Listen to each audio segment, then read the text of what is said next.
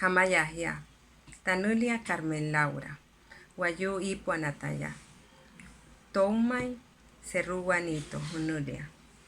Soy Carmen Laura, soy una mujer del pueblo Guayú, perteneciente al clan o Eiruku Ipuana.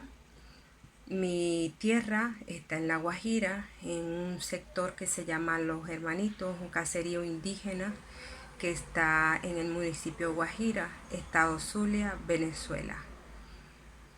Gracias por la oportunidad de hablar entonces de los tejidos, de las identidades individuales y colectivas indígenas.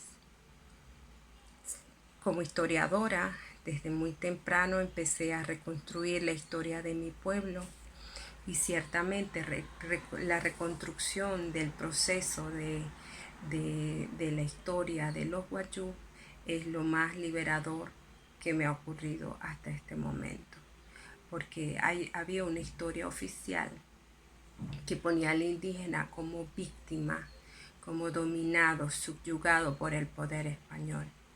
Pero cuando empiezo a indagar en las fuentes indígenas, en las fuentes de los archivos, empiezo a darme cuenta que el pueblo Guayú no se quedó tranquilo. Durante los 3 siglos de dominio hispano, nunca pudieron controlar y dominar a esta sociedad. Entonces, los Guayú se apertrecharon de armas, se abrieron al mundo y se relacionaron con distintas naciones, entre ingleses, holandeses y franceses. Y todos los intentos del poder español de establecerse y fundar ciudades, a veces con escasa duración, y bueno, la respuesta siempre era de resistencia, de rebelión ante las medidas desplegadas por el Estado español. Más luego, en la República, también la respuesta es la misma. Ha sido de recordatorio de todos esos odios, ¿verdad? Pero a la vez estaba otro nuevo escenario. Pero el pueblo Guayú continuaba como dueño y señores de su territorio y establecían las pautas para la actividad comercial en un punto que se llamaba las guardias de afuera. Y eso de alguna manera fue a finales del siglo XIX y ya en el XX donde se dio la penetración del poder no indígena hacia La Guajira. Y fue cuando pudieron fundar Paraguaypoa a finales del siglo XIX, 1883, y ya luego penetraron las misiones. Entonces, ¿qué puedo decir? Que fue una historia de mucha lucha, de la presencia de un pueblo que no se dejó dominar y aún permanece en esa zona inquebrantable. Permanece en ese espacio como dueño y señor de su territorio. Para el Guayú no hay división de fronteras, para el Guayú es una nación, el pueblo Guayú. Entonces va de un lado a otro, está dividida actualmente entre 2 estados-nación, Colombia y Venezuela, pero para el Guayú no existen fronteras. Una de las cosas que más se ha hablado en los últimos tiempos es la binacionalidad. La verdad es que en la práctica me parece que es un poco ardua, compleja, porque ciertamente el Guayú asume una identidad como venezolano y después puede ir a hacer sus documentos colombianos. Pero muchas veces al ir al Estado colombiano puede cambiar su nombre, cambia su identidad y dice que nació en otro lado. Entonces, claro, otro tema está en el reconocimiento de tu formación que obtuviste en Venezuela. Entonces, ante la crisis que ahora se vive en Venezuela, las experiencias que me cuentan mis hermanos indígenas, mis coterráneos, mis paisanos, es que no pueden ejercer efectivamente sus títulos y por una limitación en cuanto a su reconocimiento de identidad dentro del Estado-nación colombiano. Entonces, claro, es algo que amerita repensarse en estos momentos, que el guayú ha hecho presión hacia el lado colombiano. Y bueno, se tejen en historias de discriminación, racismo y exclusión. Entonces, vale la pena repensar un poco de dónde vienen, por qué los estados-nación discriminan y excluyen. Y hay prácticas que supuestamente son muy abiertas hacia la interculturalidad, pero en la práctica es difícil construir una sociedad incluyente. Yo, por ejemplo, soy profesora universitaria y, y ciertamente he sentido la necesidad de en estos momentos, en estas circunstancias, de migrar, aunque sea por un breve periodo de tiempo. No me planteo dejar mi territorio, mi gente, porque es el lazo que une. La Guajira es la madre, ¿verdad? Más es la que nos abriga, la que nos recibe siempre. De ella nacemos y hacia ella volvemos. Entonces es difícil decir no voy más o no voy voy a cerrar las puertas definitivas a mi territorio. Eso no puede ser, porque dejaría de ser guayú. Entonces, nuestra forma de organización social es lo que ha definido y ha tejido nuestros destinos en el tiempo. Yo soy guayú porque nací de un vientre guayú y es mi madre la que me ascribe al clan, al que me ascribe al grupo y me hace ser guayú. Entonces, a la vez, mis hijos, mi descendencia son guayú. Y así sucesivamente. Es la madre, es a través de la madre que se da la continuidad o la pertenencia en el grupo. Hay muchos clanes o irrucos en La Guajira. Entonces, vale la pena pensar cómo hacia el interior hay una diversidad de, de diferencias al interior, y muchas veces hay también procesos de conflictos interclaniles, procesos de exclusión, igual en el resto de una sociedad mayoritaria que es la venezolana, que muchas veces excluye. Yo de verdad no, dentro de mi institución, que es la Universidad del Zulia, me ha permitido una apertura y he sido profesora universitaria por más de 20 años. Es como mi casa, es mi casa de estudio. Allí me formé y allí trabajé, pero las circunstancias han impedido que yo pueda seguir, aunque no he dejado mi casa, es mi casa y yo sé que hacia ella puedo volver en cualquier momento. Pero ciertamente se tejen, yo tuve experiencias ahí relacionadas con el racismo, ¿verdad? Dentro de los espacios de la universidad.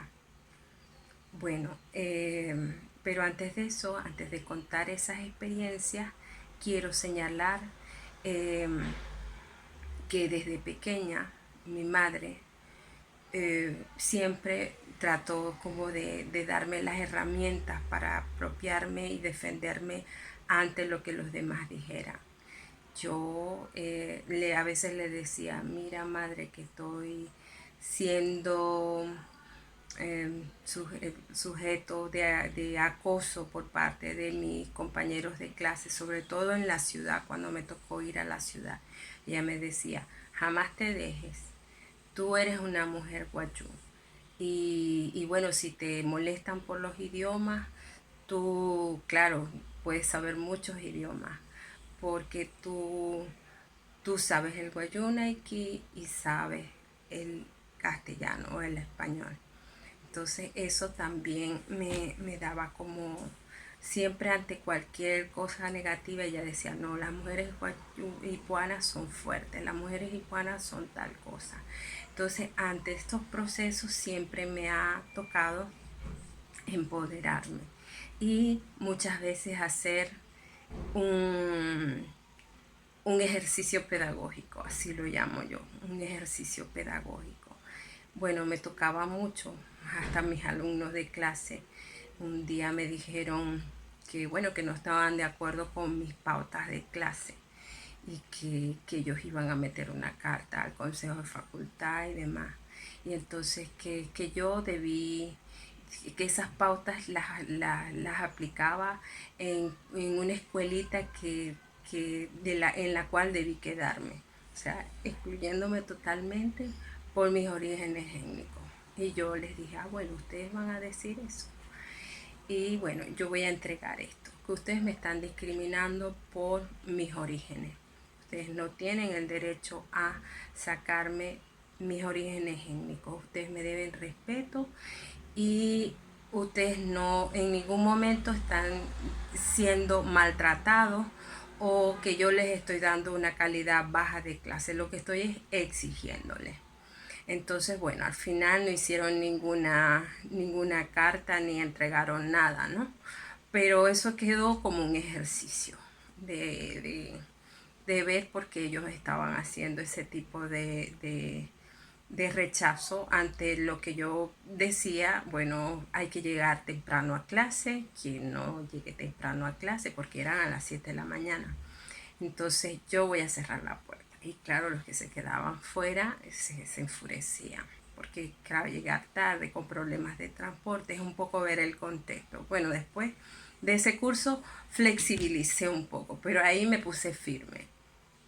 Y bueno, otro tema es cuando yo iba al centro de salud de mi propia universidad o a los espacios de la universidad, que eran como un espacio social y un espacio para la salud. El centro se llama IPPLU, que es el Centro de Atención para los Profesores Universitarios. Y bueno, generalmente iba sola o con mi esposo. Y, y él es no indígena. Entonces cada vez que iba le decían, buenos días, profesor. Y bueno, él decía buenos días. No decía ni que no era profesor ni nada. Y una vez fue más directo lo que me tocó, porque me hice una prueba citológica y me pregunta la enfermera, ¿a dónde voy a nombre de quién pongo esto?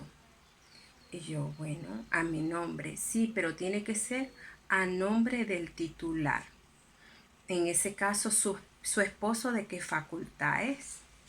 Y yo le digo con mi cara muy tranquila, bueno, mi esposo no es de ninguna facultad. Yo soy de la Facultad Experimental de Ciencia. La mujer se quedó sin palabras, no dijo nada. Y bueno, ese tema, no, esto que yo llamo ejercicio pedagógico no era algo como para pelear o hacer valer era una enseñanza que yo siempre dejaba, de que la gente siempre apostaba a una percepción. Y ciertamente me reía de eso y siempre apostaba al caos, ¿no?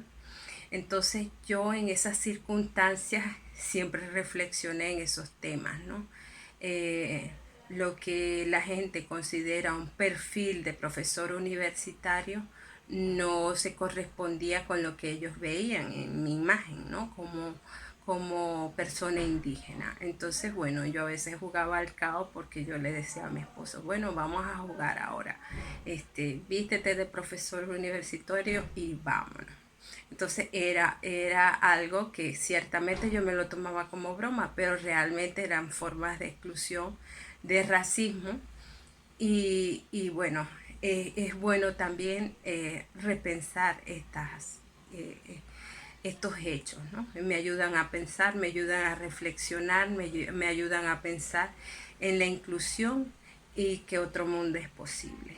Y yo pienso que nuestra apuesta como mujeres indígenas es seguir trabajando estos temas, hacer este tipo de reflexiones, este tipo de ejercicios e inculcarle a las generaciones presentes, a nuestros hijos, a nuestros nietos, cuando los tengamos, ese proceso de inclusión de los demás, el respeto a la diversidad y no dejar de ser lo que somos. Como dice mi mamá, no te dejes, ¿no? Pero ciertamente hay formas de no dejarse haciendo este proceso de enseñanza y de reflexión para un mayor empoderamiento. He venido trabajando otros temas que me permiten ser diversa en mis áreas de abordaje de distintos problemas de mi pueblo y de mi sociedad indígena.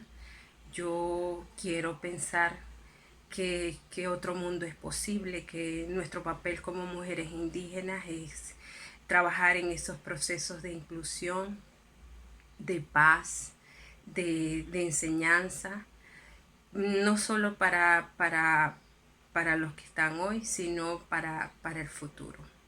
Y bueno, ese es mi aporte desde, desde este escenario, que sirva para reflexionar y apostar por un mundo mejor.